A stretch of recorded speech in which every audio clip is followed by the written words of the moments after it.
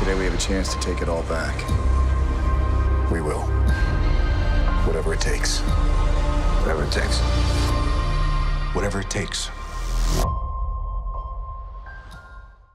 Hi everyone, it's Charlie. Hopefully you've had a chance to see Avengers Endgame by now. It's been out for a couple days. There's so many questions everyone has, so this will be my video breaking down the end of the film. There's so many things that they set up, so many questions that you guys had from my review videos that I posted this week. There's so much stuff about the future of the Marvel Cinematic Universe that we'll have to talk about in the next week, so there'll be a bunch of videos coming. Be sure to subscribe to get everything if you're new to my channel. I'm also bringing back the Infinity Gauntlet giveaway too. All you have to do to enter that is be a subscriber and leave a comment about the movie on the video. Really big spoiler warning for Avengers Endgame if you have not seen it yet. We'll be talking about the end of the movie, very specific stuff, so careful for spoilers. What I'm going to do is because the end of the film is really like the entire last hour of the film, I'm just going to brush through the unimportant stuff and hit the really big beats. So the three different Avengers teams are successful in their attempt to steal the Infinity Stones from different places earlier in their timeline. Remember, they're using Dragon Ball Z time travel rules, so anything that they change in the past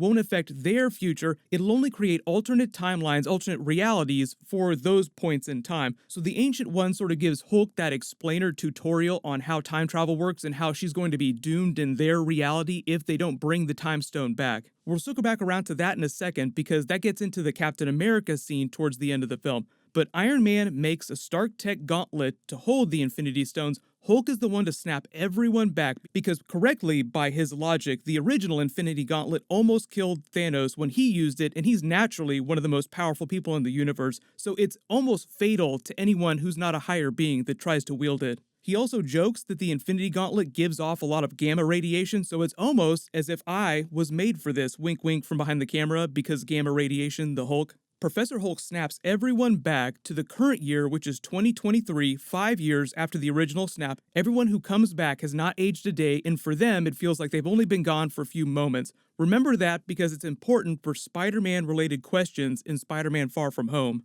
We know the snap works because Hawkeye's wife, who had been snapped, suddenly calls him on his phone and he's really happy. But secretly, while this is all happening, evil Nebula from 2014 had swapped places with our Nebula and then secretly brought Thanos into present day using the time travel platform and our Nebula's Pym particles. That's how he shrunk his ship down and brought it through the portal. So as they're cheering themselves, yay, our snap worked, Thanos' ship goes back to regular size, starts bombarding the Avengers base, and that's basically when the beginning of the end of the movie starts, and it's that entire last battle for the last hour of the film. There's an ongoing game of hot potato keep away with the Stark Tech Infinity Gauntlet that starts with Hawkeye, but then winds up being Spider-Man after they all come back. Doctor Strange and Wong, who had, remember, been brought back by the snap, portal in pretty much every Marvel character you've ever seen in any MCU film to fight with the Avengers against Thanos' army, evening the odds. You have the thick with two C's, Thor, dual-wielding Mjolnir that he had stolen from the events of Thor the Dark World and Stormbreaker in present day. And now because we have a Mjolnir in present day, it allows Captain America to wield it, paying off that moment from Avengers Age of Ultron. It's a big comic book moment. Both times when I watched it, everyone in my theater cheered so loud. Not as loud as Thor cheered though. He says, "I knew it. Find someone who looks at you the way that Thor looks at Captain America wielding Mjolnir." There's a lot of questions about what's going on with Gamora and Nebula in present day now because of all the time travel. So because Thanos from 2014 comes into present day with a younger Nebula and a younger Gamora, before the events of Guardians of the Galaxy, Gamora never joined their team, so she never fell in love with Star-Lord, but she still has that sisterly bond with Nebula, so she is kind of a good character. She helps turn her. They try to stop Thanos as much as they can during the fight. But after the fight, because she has no allegiance to the Guardians of the Galaxy, young Gamora from 2014 just takes off, and that sort of sets them off on the plot for Guardians of the Galaxy 3, or as Guardians of the Galaxy, which I'll talk about in a second. But during the battle, after Captain Marvel briefly fights Thanos, he finally gets his hands on the Stark Tech Gauntlet, but before he can snap, Iron Man yoinks all the Infinity Stones to his gauntlet and snaps Thanos and all of his forces from 2014 away with his iconic line, "I am Iron Man." But because the power of the Infinity Gauntlet is too much for his normal human body to handle, it effectively kills him. But he lives long enough to get goodbyes with a couple of the big characters, like Spider-Man, "I don't feel so good, Mr. Stark," Pepper Potts, and Rhodey. So she basically tells him, "You can rest, the job is done, we'll be okay."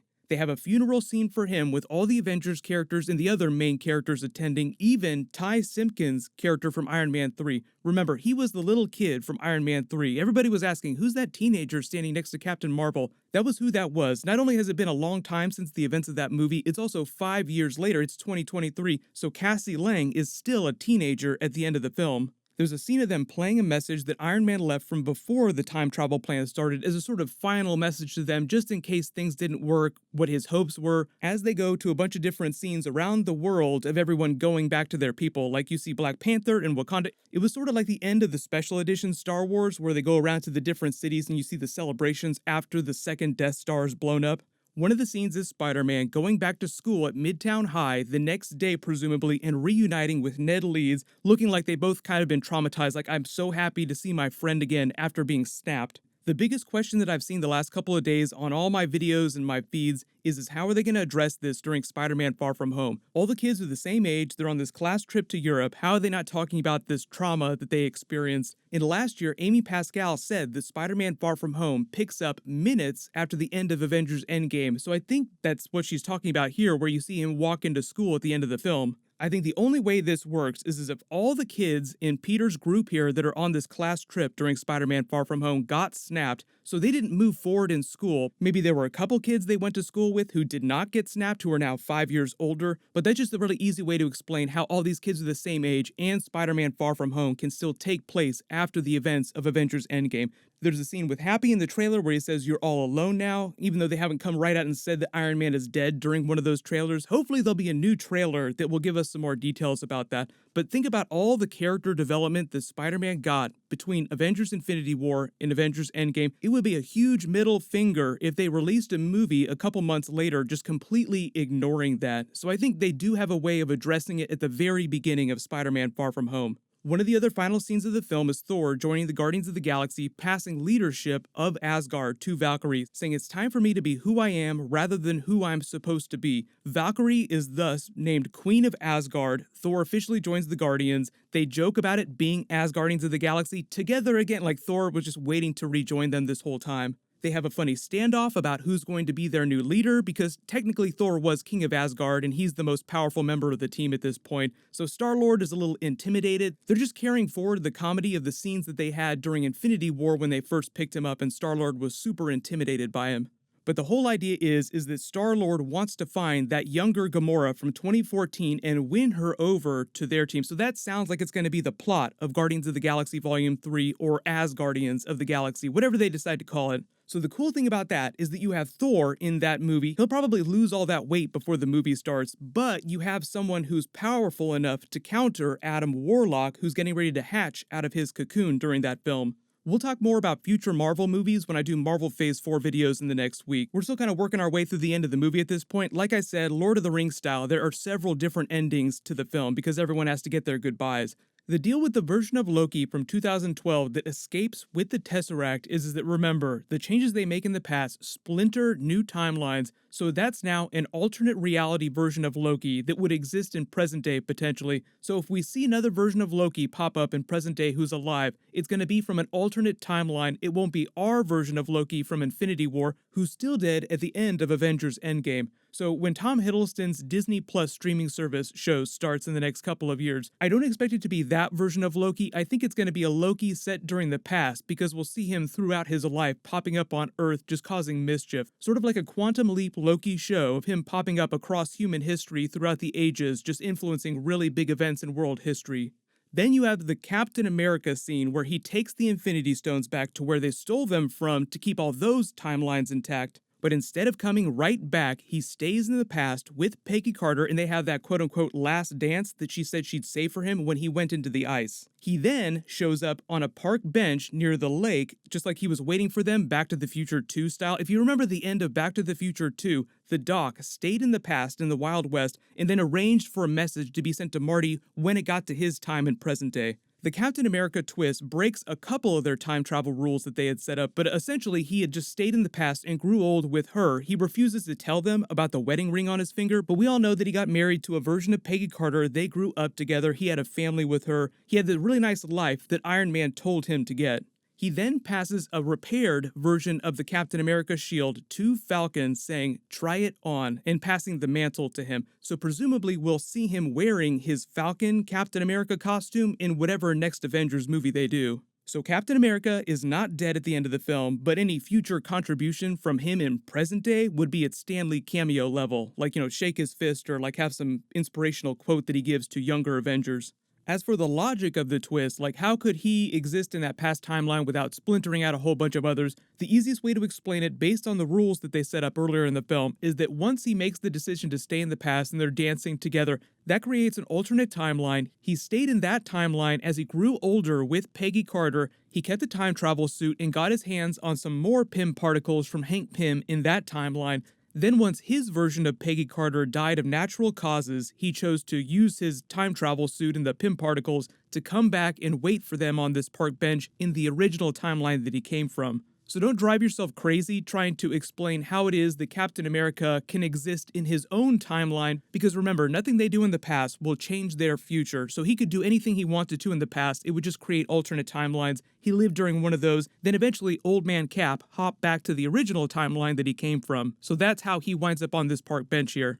Our version of Black Widow, unfortunately, is still dead at the end of the film. They explain that they can't undo the Soul Stone sacrifice. Professor Hulk even explains that when he snapped everyone back, he tried to bring her back, but it didn't work. But he's still Professor Hulk with a very messed up arm like Thanos was at the end of Infinity War, so he's still fine to come back in future movies as Professor Hulk. The very final scene of the film is them fading to the past, watching young Cap have that last dance with young Peggy Carter as their song plays over the credits. The thing about the end credits is that there's no traditional Marvel post-credit scene teasing what's coming next, but they actually do that with a lot of the scenes during the regular movie, like the underwater tremor that Okoye talks about teasing Namor in the Asgardians of the Galaxy Thor scene. Those are all versions of what you would see during a mid-credit scene, like, oh, wink wink, here's some big stuff that's coming up down the road. There is a very audible sound of a hammer clanking on metal 3 times. It's the sound of Iron Man forging the Iron Man Mark I armor in the cave during the first Iron Man movie.